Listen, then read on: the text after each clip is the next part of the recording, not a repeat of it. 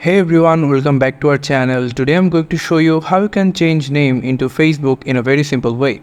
So without wasting any time, let's get started. So we just want to change our name Thomas Shelby to another name. Like if we go to into our account option over here, and then if we go at the settings and privacy over here, and then click on settings. And after a very short time, here is your setting option opened. And now you just need to go for Meta Account Center. Click on that. After the Meta Account Center is opened, here you can see we selected profiles. And then here is your Thomas Shelby, your account name. So click on that. And now if you want to change the name, so click on the name.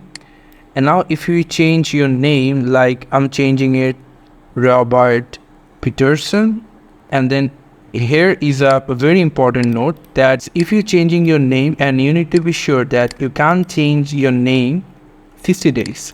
So for that, I changed my name, and if I click on review change to Robert Peterson, click done. And here you can see my account name is changed by here. So this is how you can change your Facebook username into your Facebook. Thank you so much for watching this video. I hope to see you in other videos. Till then, goodbye.